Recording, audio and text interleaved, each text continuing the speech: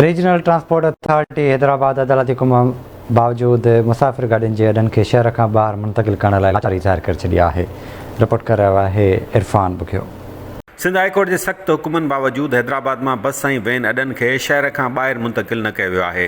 हैदराबाद में सरकारी तौर बदीन बस स्टैंड ऐं बल्दिया बस स्टैंड कानूनी करार ॾिनल आहिनि, जिन मां बल्दिया bus stand central jail Hyderabad जी सिक्योरिटी सबबि बंदि कयो वियो, जॾहिं त बदीन बस स्टैंड हलंदड़ आहे। पर उन खां सवाइ लतीफ़ाबाद पोणा 7 हालानाको कासिम चौक अल्फला समेत शहर जे ॿियनि इलाइक़नि में अणरजिस्टर्ड बस वैन ऐं कार अॾा हली रहिया आहिनि, जिन तां रोज़ानो कराची समेत सिंध जे ॿियनि इलाइक़नि ॾांहुं वेंदड़ हज़ारे मुसाफ़िरनि खे खंयो वञे थो।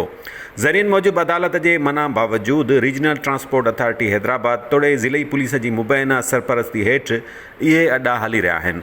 उन हवाले सां secretary regional transport authority Hyderabad Waheed Panwar आवाज़ न्यूज़ सां ॻाल्हाईंदे चयो आहे त हैदराबाद में बदीन स्टॉप ऐं बल्दिया खां सवाइ समूरा अॾा गैर रजिस्टर्ड आहिनि ऐं पुलिस उन्हनि अॾनि खे ख़तमु कराइण लाइ कार्रवायूं नथी करे।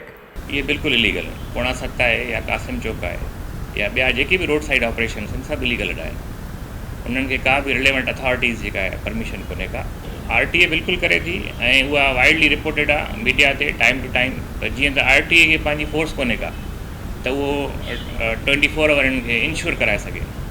टाइम टू टाइम एक्शन थींदो, भॼी वेंदा, डिस्पर्स थी वेंदा, गाॾियूं बंदि थींदियूं, चालान थींदियूं, उन खां पोइ हू विल इंश्योर त their responsibility comes of the police.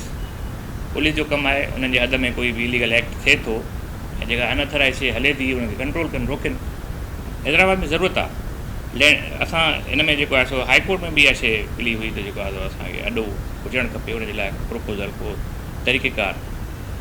छो त ज़मीन हैदराबाद में अहिड़ी का गवर्नमेंट लैंड कोन्हे जिथे असीं हिननि खे नओं अॾो ॾेई सघूं।